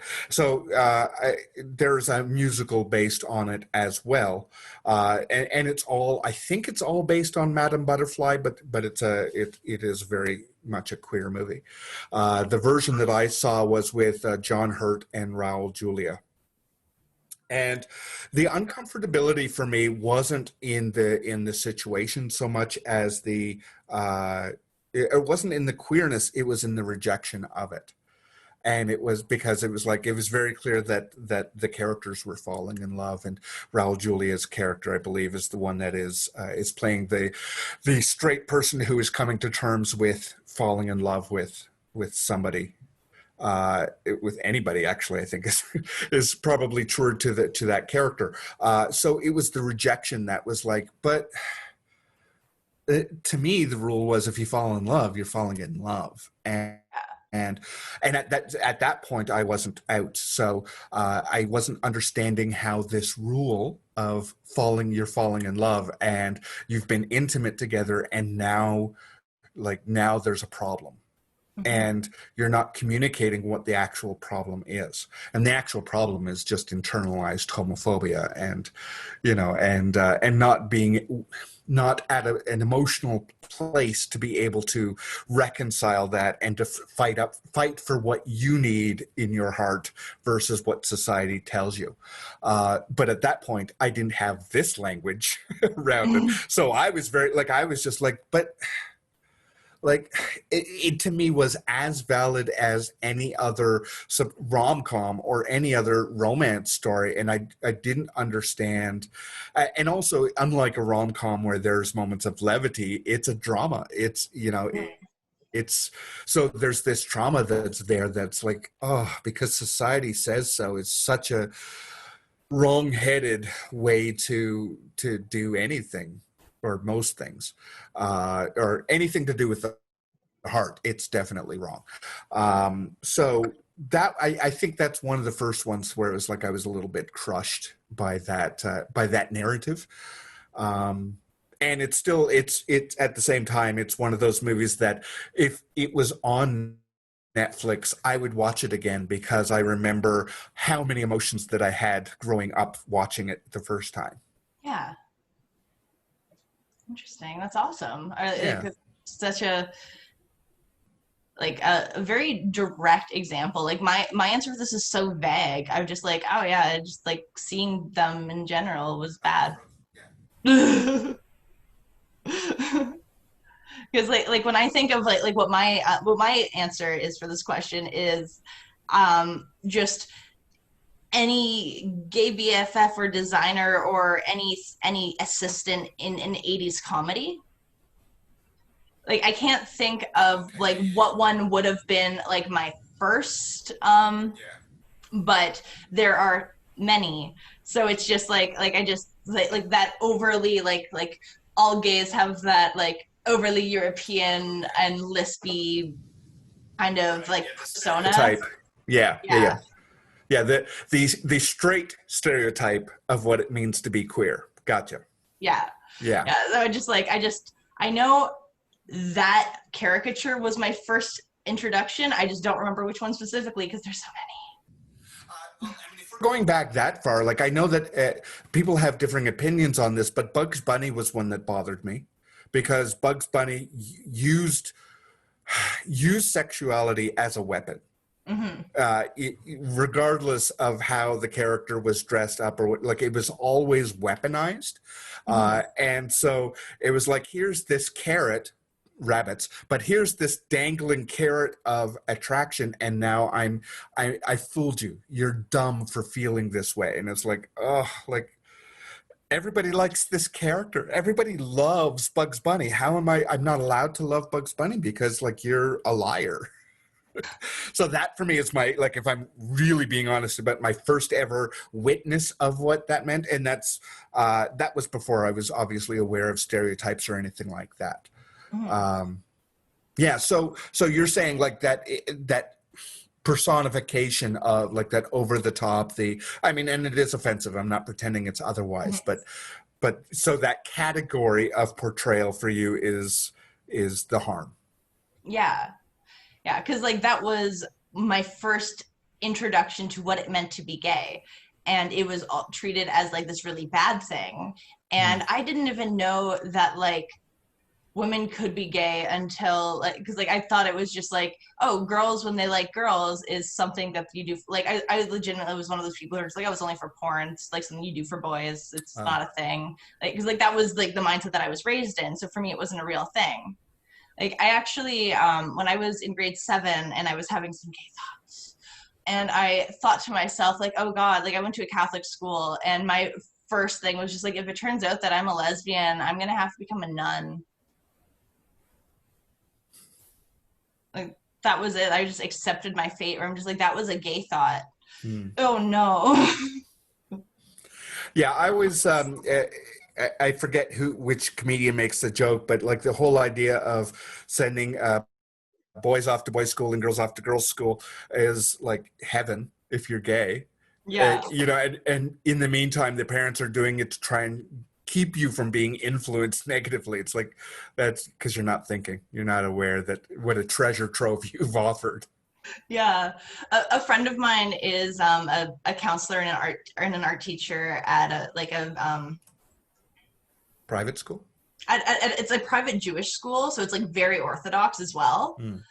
So and so it's just like the boys and girls have separate recesses, and she told me the story of this little girl who came out to her, and how it was just like it started out as like her and her friends would hold hands because they liked holding hands and they wanted to, and then and she was just like, and that's perfectly okay, like sat her down and like said it's okay if you feel comfortable doing that, like it's not wrong for you to do this. Some people might say it is, and like and then she's there as a counselor in this position of wanting to keep her job but also console this child and just be like and having to explain to her how who you are isn't wrong, but sometimes people will see it that way. Mm. And I just like I'm going into social work myself, and it's just like it's a great I think like it's a sad but a very important lesson, and I'm Yeah. honestly glad that my friend was there for that girl, because Hmm. like she's since happy I don't know if it's a happy ending, but like my last update was she has a girlfriend now, so, and she cut her hair Yay. short, so, Nice, nice, nice. so. Uh, uh, yeah, that's as I said. Like my mom and I used to watch a lot of movies. So my the first movie that I remember us watching together was Cabaret. And in Cabaret, like there's that scene where they both hooked up with the rich playboy, and his wife knows that that's what he does. So to me, it was okay. Look, as a kid, I probably should not have watched this movie, but it was also kind of normalized because my mom was like, we were watching it together, and we'd watched it many times. So I, in some ways, I kind of feel like it was my mom fostering that in me, that acceptance and that, be who you are and love who you love. Even though there are other things that were counter, like her own internalized homophobia would come out from time to time, but then I have those kind of moments.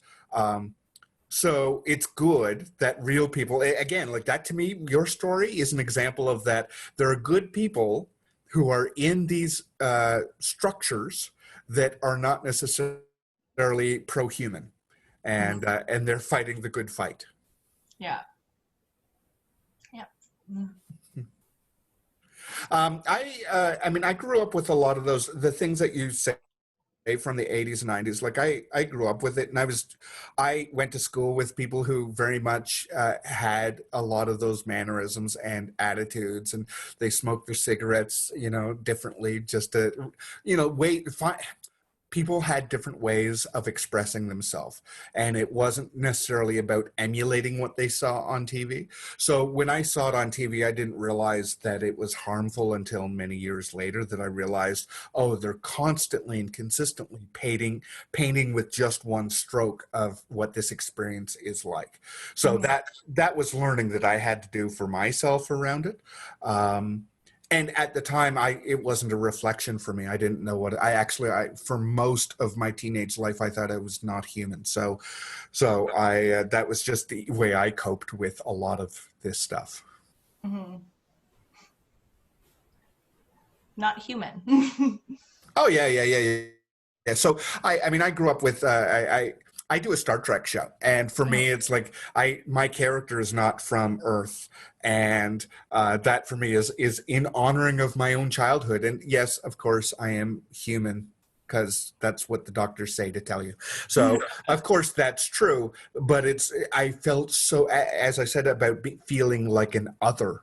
I felt like an other in absolutely so many ways that to me it made more logical sense that I was an alien than it did to say that I was a human that people didn't like just because of the color of my skin, or the way that I talked, or the way that I looked at people, or the way that I didn't look at people, or the way that, like, all of those othering things. It didn't make sense because I wasn't a bad person. I was a kid. I was like, yeah, I did kid things that are annoying, but Yeah. that's not enough to be hated or shunned for. So for me, it was just easier. Oh, I've learned from Star Trek that there are these other beings out there that look like us, but they're not like us. Okay, well, that makes sense to me.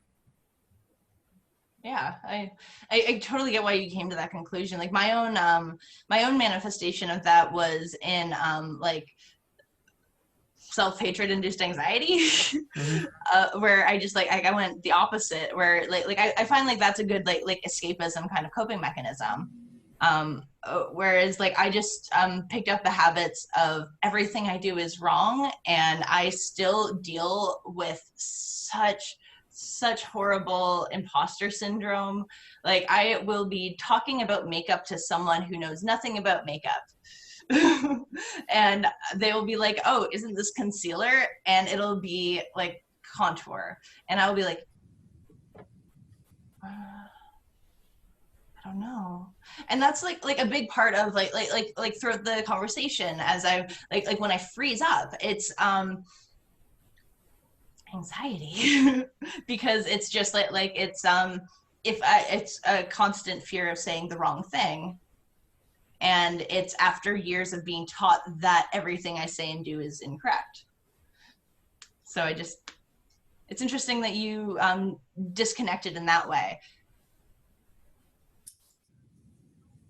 Choices. I made different choices, not necessarily better choices, but they're the ones that were most natural to me. And Yeah. I mean, I am saying the alien thing completely tongue in cheek. Even Mm, at that point, I knew that it wasn't really real. You know, like I mm, knew that.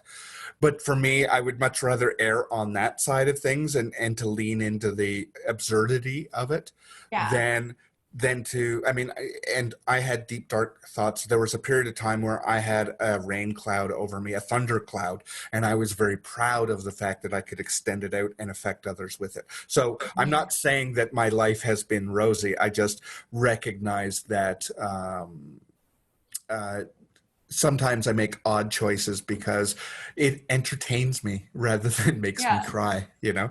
So I get that. And in terms of anxiety, yeah, I've actually suffered, I've suffered depression before, but I've suffered more anxiety as an adult than than I did or was aware of as a kid or teen. So I have found like my demeanor has changed as a result of having suffered from extreme anxiety and then depression because I had the anxiety and could feel this change and was feeling very diminished. So I empathize with what you've shared with me. Yeah. I'm glad. Yeah. Okay. Shall we continue or expand? Your call. Let's continue. And part Okay. of that, so I will tell you. So part of my pauses at the end of thoughts is, one of my anxieties now is that I feel like I take up too much space. So I'm working on that. Part of why I did my show was to get in the habit of taking up space, speaking my mind, sharing my experiences. So it's work I'm continuing to do, but I'm Mm-hmm. also aware of gender disparity when it comes to conversations that men don't realize that they're taking up 20 minutes. They think they're taking up 2 minutes. So sometimes I stop for that reason. Okay, that's a very good thing to be conscious of. I will say I haven't felt like you were doing that, so so as a form of encouragement and Thank you.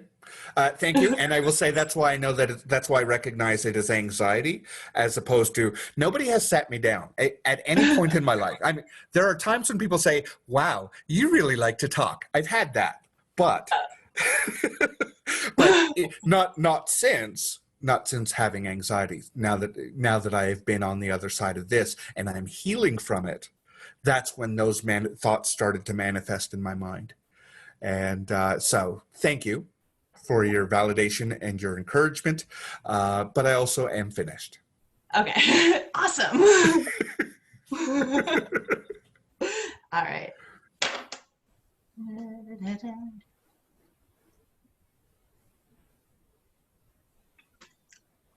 How and why are negative queer characters and stories problematic? So, Sorry, um, just repeat it because there was a bit of a stutter in the line. oh, okay. How and why are negative queer characters and stories problematic? So the obvious answer for me is that most of these narratives, not all of them, but most of them are written from a heteronormative perspective. And they're writing these characters in their mind a lot of times with the idea of, hey, look how inclusive I am being. But from a plot perspective, we need this to happen. We need a character that somebody loves to die. So, well, there's this character, they've served their narrative purpose, so we'll kill them off. And oh, it's the queer person? Okay, whatever. Anyway, Yeah. da da da da da. And so there, similarly, if there is a negative moment that needs to occur, it often are these characters, and they're really okay. So I've said all that. The problem with having these problematic queer characters is not that people are trying to make more naturalized stories for queer people. It's that they are and end up reinforcing the heteronormative perspectives. Mm-hmm. And so for me, it's like the trope in horror movies of the black person's going to be the first person to die. It is, I mean, we are now at a point where we are consciously making that not be true, or at least good filmmakers are doing that. But there are still some who have this throwback attitude of that it doesn't really matter. It's just, they're just characters. It's somebody has to die and whatever. So I find that similarly, there is pushback from a segment of media creators who are going, that's their problem. I don't identify with them. I don't care. We need somebody to go, or we need somebody to be problematic. What are you saying, that there aren't some problematic people? Or like, they use whatever excuse to maintain having that status quo. Mm-hmm. And the problem for me with most media is that most of the status quo content is beneath me. And I'm vocal about how it's beneath me. And so people consider me to hold a high standard for it. And for me, it's no, I just want to have a lot more equity in the representation, in the storylines, in who is making it, let alone who is on film portraying it. So having problematic queer characters isn't, it's not helping. Mm-hmm. It's not helping because we haven't had enough examples of positive queer representation for you to then go, okay, so look, yes, it's kind of like how people feel about affirmative actions. Like, well, aren't we done with affirmative actions? Like, no, because you're still not getting enough people to the level of management to enact true change in the system. So likewise, until we start getting a whole lot more positive, natural, not ham-fisted hookups like you try to do in rom-coms, until we get that natural representation in a positive way, I have no patience for that asshole queer best friend. Nope. That you want an asshole friend, it can be the straight person. I'm fine. I mean, I don't want them, but you're going to have them. Fine. That's who gets to be. It gets to be Chad. And no, Chad doesn't get to have some kind of coming to moment where suddenly they get redeemed. No, they're the asshole. Let them be that person. That's for me. That's the standard that I expect. Because we still have so many people who are going yes, but, or well, actually, and we're never going to get to a point where where we're going to have this paradigm shift where everybody's on board. That's not the way any of this change happens. So at this point, no, we need at least 50 years of positive queer representation before we can have that asshole Chad, who's also queer. Yeah, Yeah. I completely agree with you. I was trying to think of like what can I add on, but like you covered everything that I wanted to talk about. Like our like queer stories are always just focused on being tragic or about sex. And it's just well, I do more than that in my life, and I think that seeing that in life is good. Right. And this whole thing that well, my kid's straight and I don't want them, it's like, you know what, they're not being harmed by seeing people who are queer doing these things, like succeeding in life, succeeding in business, succeeding in their emotional relationships with friends, family, peers. That's Yeah, like there is no harm to that. There is harm in continuing a society, continuing to emulate society as it doesn't matter if it's sci-fi, romance, historical, whatever. It doesn't matter what the genre of it is. If you are continuing to show it that queer is othering and something that you have to hide, or like you can do it over here, but you can't do it over there. Any of that is garbage, and it's artificial, and it's artificially imposing, and it is forcing that back on society. It's a funhouse mirror that we we haven't ever needed. It was only enforced as a result of white-bodied Christian supremacy coming in and saying "thou shalt," and shalt and should are both wrong. Mm-hmm. I agree. I agree with what your pet said. Yeah. My cat's name is Zeppelin because he's the color of lead. Nice, nice.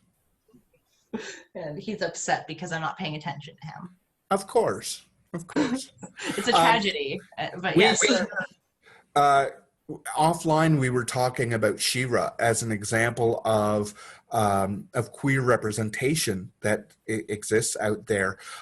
It actually took me a while to get to the show because the characters are teenage.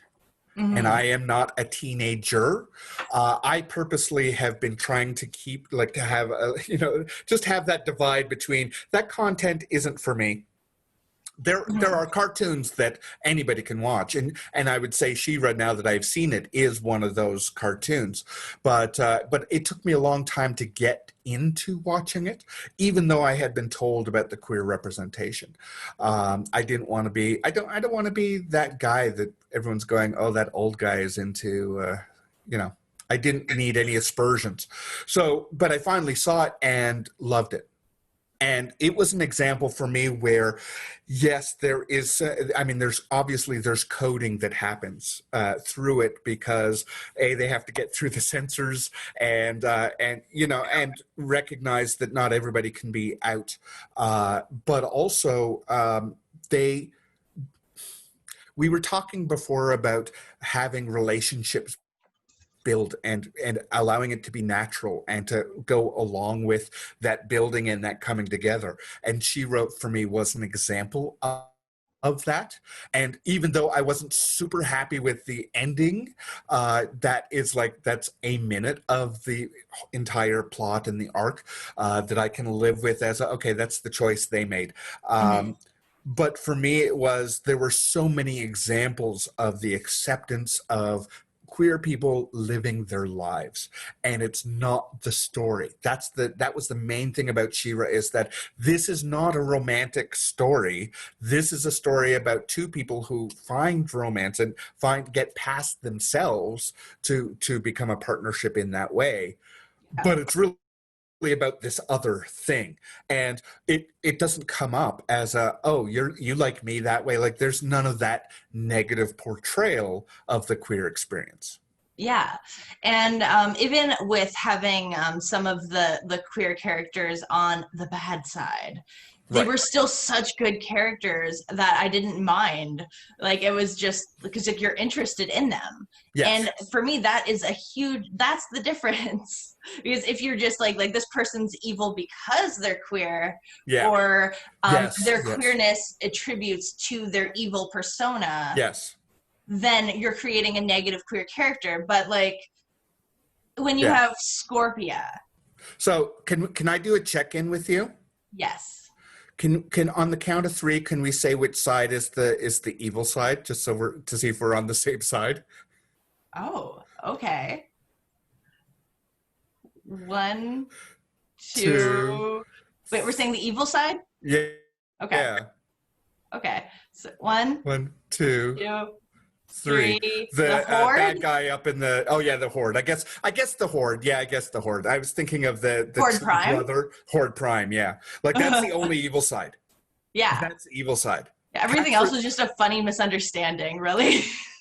Well, okay. So not a funny misunderstanding. Yeah, some of the characters obviously bought in because they were looking for home, and they were looking for they were looking for those things.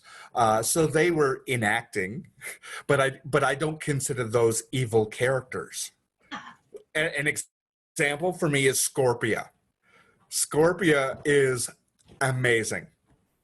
Like, I honestly, my favorite character of the whole show. And only a very second, close second to that were Beau's parents. Like, the two dads were just like, oh, love it, right? And again, just living their life, doing their thing, helping the way that they can help. But I wouldn't have considered them to be on the good side. You know what I mean? Like they were good characters. They were living their lives, but I don't know that. You know what I mean? Like in terms of classic good and evil, they Yeah, were historians. They wanted to protect the artifacts. That was what their gig was. Uh, yeah, that's a anyway, good point. yeah. Uh, Whereas the Horde Prime, Hordak, and Horde Prime, they were evil. Absolutely, they. The whole reason that they were trying to dominate the planet was sorry. This is like deep dive on a specific show. That's okay. I guess that uh, we're gonna also have to post She-Ra spoilers. oh, I'm sorry. Were you trying to be vague for that reason? Got it. Okay. Nope. I would. Yeah. I'll warn people. Yeah. We're So, talking about queer representation. Of course, we're gonna talk about She-Ra. but the other thing is I haven't said anything that is a plot spoil. Yeah, that's true. The fact that there's Hordak and Horde Prime is not a spoil. That's It mentioned gets and it hinted gets at very. it gets brought up very, very early, and it's I mean now what happens between them? Spoiler. Anyway, yeah. No, I was just curious because I guess for me, the idea that they were the Mhm. princesses of power. I mean, that's a bit of a throwback to the old Hasbro show, Yeah, but just because you're a princess doesn't mean that you're good, yeah. right? And just because you make flowers, just to use one of them as an example, she wasn't a good person because she made flowers. Mhm. She made flowers. Yeah, and Even if she was a good they are the most, person. well, as it Mhm. turns out, she was a good person. But it wasn't the act of making flowers wasn't what made her a good person. It Yeah, was her using her power later for good that made her anyway. So it just for me, I often find in a lot of these narratives the idea of they're the like Kylo Ren was a creep on a personal level, but he didn't buy into a lot of the Empire stuff in the same way that the like that general, whatever that general's name was, let's call him Hordak. Like the redhead that he eventually like that guy was evil. hmm Kylo Ren was bad. He was acting in a bad way, and no question about that. But he could have been turned. Like that was that narrative of could this person be turned? So are they acting bad or are they bad? That general never be turned. Kylo Ren, crybaby Ren, could possibly have, there was hope. There was a new hope. So with the princess, it was the same thing. There was that one princess, the ice princess, Mermaidia. Frosta. Frosta. No, no, Yeah. no, no, no, no, no. Oh, she was cool. No, the other one. Mermista. Mermista. Mermista. Oh, I like Mermista. I liked anyway. I love Uh, Seahawks so much. Just sidebar. there was a period of time where she was acting badly because she had withdrawn. She didn't care. So by hmm inaction, she was not. She was allowing the horde to spread. So that's a bit of a spoiler. But like that to me is like so you can't say that she is a good princess at that point because she's not. She's hmm not acting for the side of good. She's not intentionally being bad. She's not intentionally being evil, but she's not good. So that whole idea of the good side and the bad side, some people are working for the good side or the bad side. Well, she was working for herself. Yeah, She was definitely. working for her entertainment and whatever, and she was bored, and she didn't have hmm self determination at that point.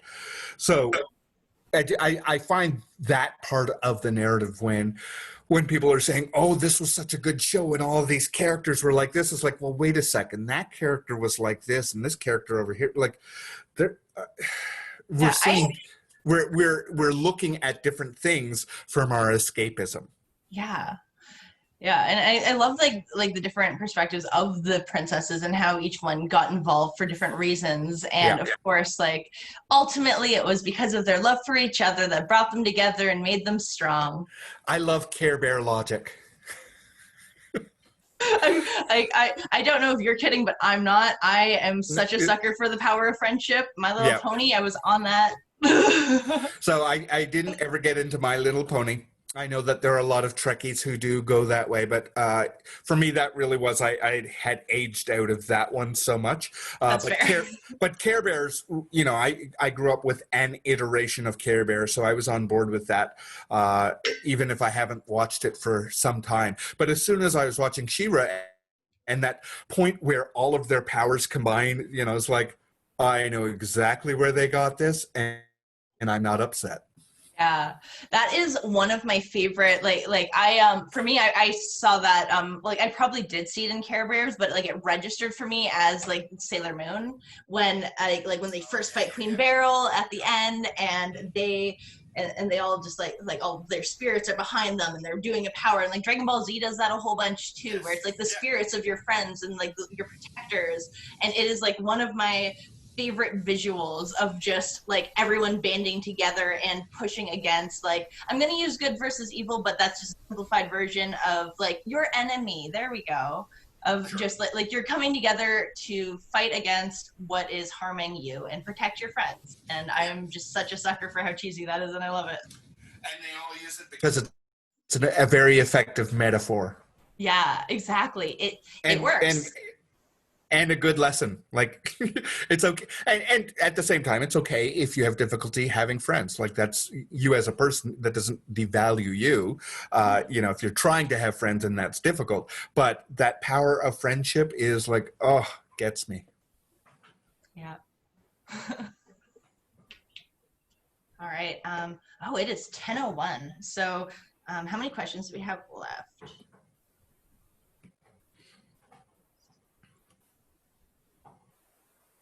We are 8 questions in. So we have 12 questions left. And we are two Okay. hours and 2 minutes into the show. So I am going to say maybe we should just wrap this up into a nice conversation about the importance of queer representation and maybe call it a night. Unless you want to sit around for another 2.5 hours. Look, we are in quarantine, so my options are this or go and watch more content. So I am okay to end it though. I feel like we've had a good conversation. I feel like Yeah, the first couple of questions were like, okay, let back and forth a little bit, and then we really got into stride. yeah, So definitely. yeah. So Yeah. but I need you to start because I've been starting all Okay. the other ones. All right. I So, feel very greedy. oh, not at all. You are my guest. And as a guest at your table, let me please serve yourself first. Well, I have had an amazing 2 hours talking to you. I think that I think that we've talked about a lot of important things, and I think that we've also done it in an entertaining way that the viewers will enjoy and appreciate. So I'm so glad for how everything is gone. I'm glad for what we've touched on, and I am quickly looking at the notes, and I'm not really seeing anything that I think we forgot. So I think even in our conversation in between the questions, I think we covered it all. Yes, we did it. So we We did win it. the internet. Yeah, we win the internet with our, and we did the crisis of the importance of the importance of the issue of media, of poor queer representation in the media, has been solved. Congratulations, good job. Thank you very much for this time. I did have a good conversation with you. I feel like even the questions that have a heavy content. It's heavy. It's serious conversations that need to occur more across more communities. But I, at no point did I feel like I was bummed out or lost hope or perspective on anything. And I appreciate that we could have a frank and safe conversation. Yeah, I am too. Like that is the whole intent of the series and sober show is, well, I want to talk about serious and sobering things because, well, someone has to. Yeah. So I will sign off here. I have been Ray Lockdust. This is Velvet Wells, and thank you all so much for tuning in and enjoying. And I hope everyone learned so much because I think we did. So.